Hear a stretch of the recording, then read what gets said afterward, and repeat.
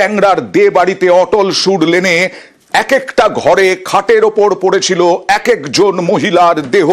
দুজন মহিলা অর্থাৎ দুই ভাইয়ের বউ এবং একজন এক ভাইয়ের মেয়ে, এই তিনজনেরই দুজনের হাতে গলায় ক্ষত রয়েছে এবং তাছাড়াও এই নাবালিকা মেয়েটির মুখ থেকে গ্যাজলা বেরোচ্ছিল। আর অমিতের সঙ্গে কাছে চলে যাব। অমিত, তুমি কিছুক্ষণ আগে বলছিলে যে 12:51 গ্যারাজ থেকে সিসি ক্যামেরার যে ছবি পাওয়া গেছে, ফুটেজ পাওয়া গেছে, সেখানে দেখা যাচ্ছে তিনজনেই বেরিয়ে 12:51 বাড়ি থেকে বেরোলেন। তারপরে 3:30 সময় ধাক্কা। এই সময়টা কোথায় ছিলেন তারা?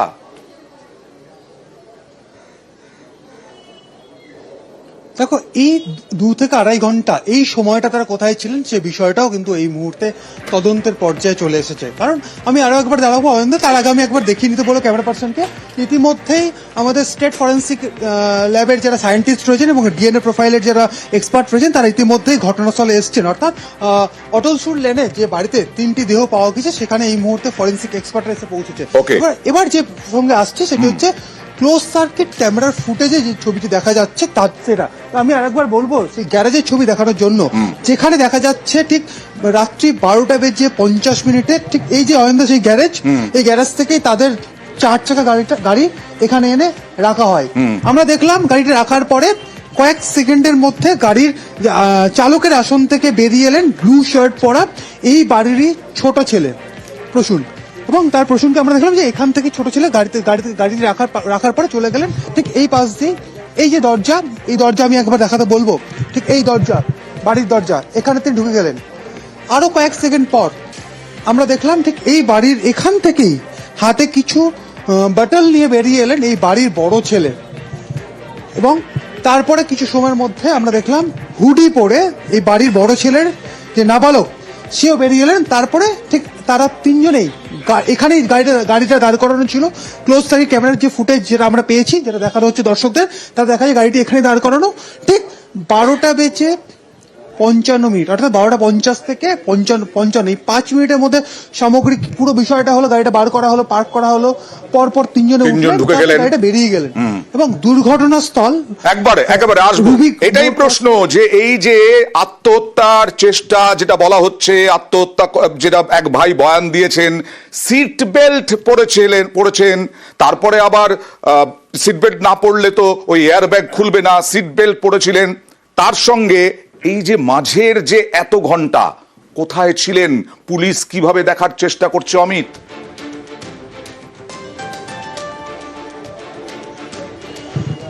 মাঝের যে আড়াই ঘন্টা বলে তো, কারণ 12:55 3:30 মাঝে যে আড়াই ঘন্টা, সেক্ষেত্রে এই রাস্তা দিয়ে বেরোনোর পর গাড়িটি কোথায় কোথায় গেলেন, তাহলে কোথায় কোথায় তারা গেলেন গাড়ি নিয়ে, সেক্ষেত্রে এই রাস্তা অর্থাৎ মেন রাস্তায় ওঠার পরে যদি অভিষিক্তা যেতে হয় ওনাদের পার্ক সার্কাস হয়ে তারা বাইপাস হয়ে তারা অভিষিক্তা যেতে পারেন, না হলে বালিগঞ্জ ফাঁড়ি যে রাস্তা, বালিগঞ্জ ফাঁড়ি হয়ে সোজা গড়িয়াহাট মোড় হয়ে বাদিক ঘুরে তারা রুবি গিয়ে তারা অভিষিক্তার কাছে যেতে পারেন। এই রাস্তাগুলো রয়েছে, সেক্ষেত্রে এই রাস্তাগুলো তারা ব্যবহার করেছিলেন। সেই ক্ষেত্রে এই সমস্ত রাস্তার ক্লোজ সার্কিট ক্যামেরা ফুটেজ যেমন তদন্তে সহযোগিতা করতে পারে। একই সঙ্গে প্রণয় এবং প্রণব তারা এই মুহূর্তে হাসপাতালে চিকিৎসাধীন, দুই ভাই এবং তাদের নাবালক প্রণয় এবং প্রসূন, এই দুজন হাসপাতালে ভর্তি এবং তাদের নাবালক ছেলে কিশোর সেও হাসপাতালে ভর্তি, সে ট্রমায় আছে, কারণ তার হাতেও একটা ক্ষত পাওয়া গেছে। তারপরে ওই এক ভাইয়ের বয়ান ধরেই পুলিশ গেল ট্যাংরার এই দে বাড়িতে। দেখা গেল পর পর 3টে ঘরে একেবারে পড়ে আছে দেহ, এবং সেই দেহ বের করা হচ্ছে। সেই ছবি কেন নিলে? সেই দেহ বের করার ছবি দেখাচ্ছি আমরা। সেই দেহ বের করা হচ্ছে, দেখছেন, সেই দেহ 3টে দেহ বের করা হলো, তাদের হাতে গলায় ক্ষত, আর যে কিশোরী তার মুখে গ্যাজলা। সিপি কলকাতার পুলিশ কমিশনার তিনি চলে গেলেন একেবারে ঘটনাস্থলে, ভেতরে ঢুকলেন, তারপরে বেরিয়ে কি বললেন দেখুন।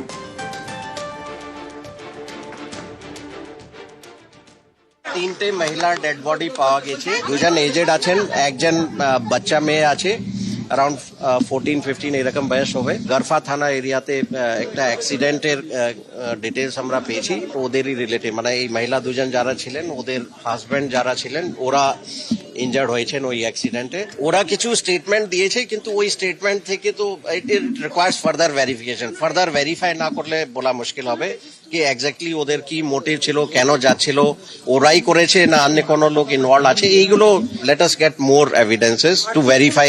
মানে ওরা যে স্টেটমেন্ট দিয়েছে তার ভিরাসিটি চেক করতে হবে আমাদেরকে, কতটা সত্যি বলছে মিথ্যা বলছে।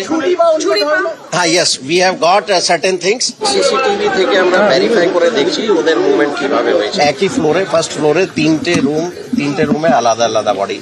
দুটো বডিতে আমরা কিছু ইনজুরি পেয়েছি রিস্টে, একটা বডিতে সেরকম ইনজুরি নেই, কিন্তু পোস্টমর্টমে অ্যাকচুয়ালি বোঝা যাবে কোনো ফার্দার কোনো ইনজুরি, ইন্টারনাল ইনজুরি আছে কিনা।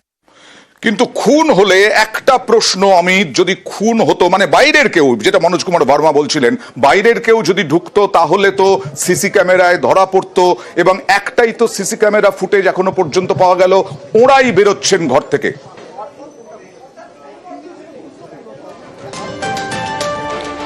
একেবারে আরো একবার আমি এলাকার ছবিটা যে দেখাতে বলি, বা এই যে বাড়ির যে ঘটনা সেই বাড়িতেই দেখো, সেই বাড়ির ক্ষেত্রেই দেখাতে বলবো যে একদম বাড়ির গেটে এখানে ক্লোজ সার্কিট ক্যামেরা বসানো রয়েছে, ঠিক বাড়িতে ঢোকার গেটে ওখানে ক্লোজ সার্কিট ক্যামেরা বসানো আছে, ঠিক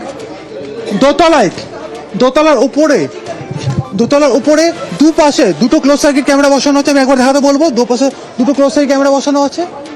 শুধু এই বাড়ি নয়, বাড়ির আশেপাশে যদি দেখা যায়, লক্ষ্য করা যায়, ঠিক বাড়ির পাশের বাড়ি, আমি একবার বলবো রাজীবকে দেখানোর জন্য, পাশের বাড়ি এখানে একটা close circuit camera,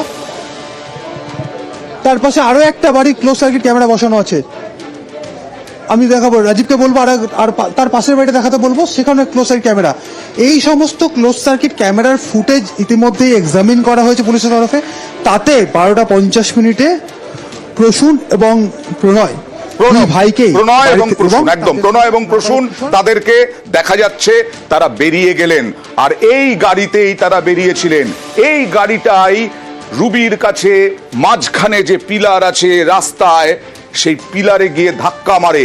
seat belt পরা ছিল, আত্মহত্যার চেষ্টা হলে সিট বেল্ট পরতেন কেন?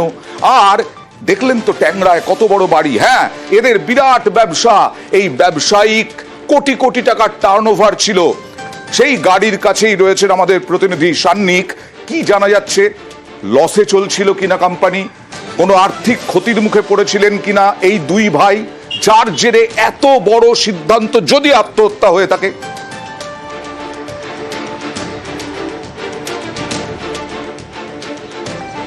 দেখো অয়নদা, সেই রকমই কিন্তু চিন্তাভাবনা পুলিশের তরফেও প্রাথমিকভাবেই করা হচ্ছিল, এবং সেই মতো করেই কিন্তু তারা এই তদন্তকে যখন এগিয়ে নিয়ে গিয়েছে, সেক্ষেত্রে যে দুই ভাই অর্থাৎ প্রসূন কুমার দে এবং প্রণয় কুমার দে, এই দুজনেরই তাদের ব্যবসায়িক কি লেনদেন হয়েছে, কি রকম তাদের পরিস্থিতি ছিল, সেই সমস্ত বিষয় কিন্তু পুলিশ খতিয়ে দেখছে। অবশ্যই মূলত একটি গ্লাভসের company, protective leather gloves private limited এই নামের একটি কোম্পানি, যেটি 2013 সালে ইনকর্পোরেটেড হয়, সেই কোম্পানি এই দুই ভাইয়ের নামে ছিল। দুই ভাই এর যুগ্মভাবে, এই দুই ভাই এর ডিরেক্টর।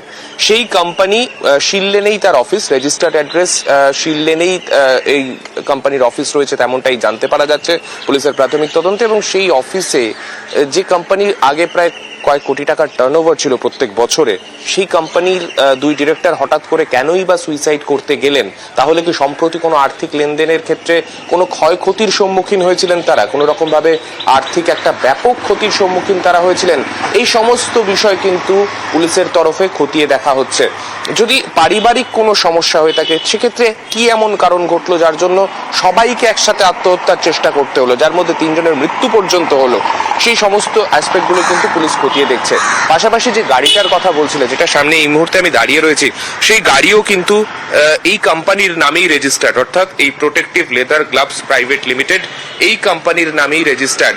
ইতিমধ্যে গাড়িটিকে কর্ডন করে রাখা হয়েছে, কারণ ফরেনসিক টিম এসে এই গাড়িটি করে, যেটা বলছেন সান্নিক, যেটা আমাদের আরেক প্রতিনিধি অমিত বলছিল, আরো একবার তোমার কাছ থেকে জানতে চাই, এই গাড়িটি করে 12:55 তারা বাড়ি থেকে বেরোলেন, সিসি ক্যামেরা ফুটেজ আমাদের আছে। তারপরে ভোর 3:30-র সময়, ভোর রাত 3:30-র সময় এই মেট্রোর পিলারে ধাক্কা মারলো। এতক্ষণ কোথায় ছিলেন তারা, কিছু জানা যাচ্ছে পুলিশ সূত্রে?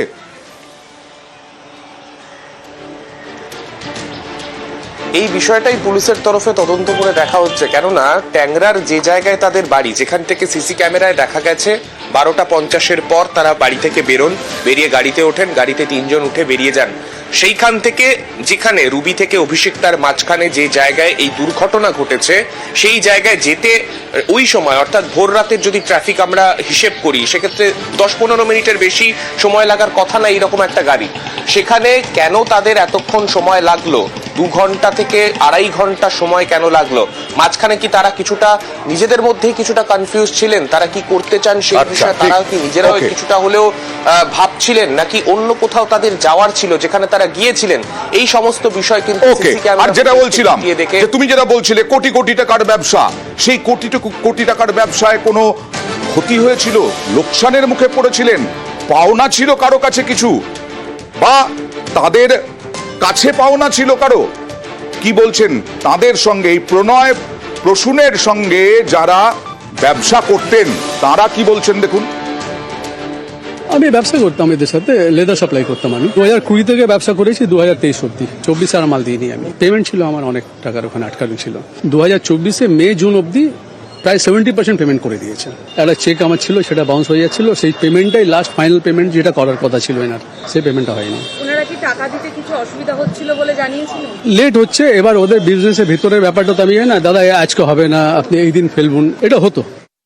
কালকেই তো এসেছি বাড়িতে, ওনার বাড়িটা বন্ধ ছিল, আমি অনেকবার বেল দিলাম, তারপরে পাইনি। তারপরে আমি এনাদের ফ্যাক্টরিতে চলে গেছি। ফ্যাক্টরিতে ওনার ভাইপোরা ছিল, সে বললো যে আমিও সকাল থেকে 30 বার ফোন করেছি দাদাকে, আমি পাচ্ছি না দাদাকে। আনলে 2 ভাইকেই বলে, কাউকেই পাইনি আমি। আনলাম বৌদিদের নম্বর নেই, বলে হ্যাঁ আছে, বৌদিদেরও ফোনটা অফ, মানে টোটাল ও বলছে বাড়ির সবারই ফোন অফ। আর এটা কখনো এরকম হয়নি বিকেলবেলা।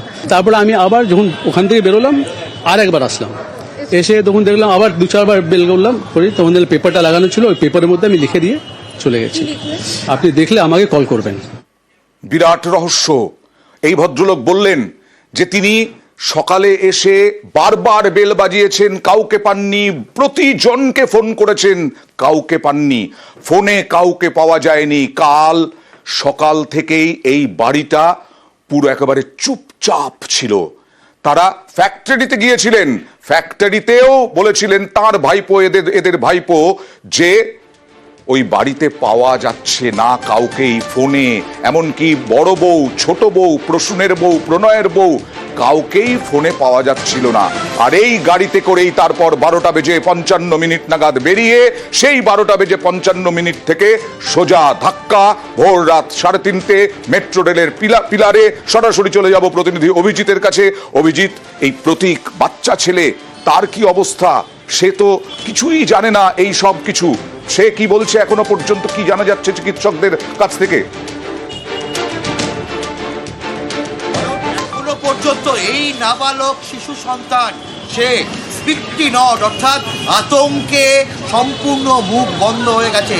চিকিৎসক, পুলিশ কারোর কাছে এখনো পর্যন্ত মুখ খোলেনি, কারণ গোটা ঘটনায় সম্পূর্ণ বিস্মিত এবং যেভাবে আঘাতপ্রাপ্ত হয়েছে, অল্প হলেও আঘাতপ্রাপ্ত হয়েছে, এবং চিকিৎসকরাও বলছেন যে সম্পূর্ণ ট্রমাটাইজ এই শিশু, এবং মনোবিদের সাহায্য নেওয়া হচ্ছে। আচ্ছা। ডান হাতে গভীর ক্ষতচিহ্ন রয়েছে, এবং সেটা চিকিৎসকরা দেখছেন কি করে সেই ক্ষতচিহ্ন হয়েছে। তবে প্রাথমিক অনুমান যে রান্নাঘরে যে ছুরি ব্যবহার করা হয়, কিচেন নাইফ যেটাকে বলা হয়, সেই কিচেন নাইফ দিয়ে ডান হাতে ক্ষতচিহ্ন। তবে কীভাবে ক্ষতচিহ্ন সে বিষয়ে এই শিশু কোনো রকম মুখ খোলেনি। অন্যদিকে যে প্রণয় দে, যার সন্তান এই 14 বছরের শিশু সন্তান, সেই প্রণয় দে তিনি পুলিশের সামনে বয়ান দিয়েছেন, এবং তার ছোট ভাই প্রসূন দে তিনিও বয়ান দিয়েছেন। একজনের বয়স 44, আরেকজনের বয়স 43। তারা দুজনে প্রায় একই রকমের বয়ান বা স্টেটমেন্ট দিয়েছেন। তবে যদি আত্মহত্যার ঘটনাই ঘটতো, তবে কেন তারা সিট বেল্ট পরেছিল? যে বিলাসবহুল গাড়ি, সেই বিলাসবহুল গাড়িতে কিভাবে এয়ার ব্যাগ খুললো? যদি সিট বেল্ট না পরে থাকতো তবে কি এয়ার ব্যাগ খুলতো? ঠিক। সেই ঘটনাটাও পুলিশকে ভাবিয়েছে। দেখা যাক এই প্রণয় এবং প্রসূন আরো কি কথা বলেন পুলিশের কাছে। কিন্তু তিনটি প্রাণ ইতিমধ্যেই চলে গেছে এই দে বাড়ি থেকে।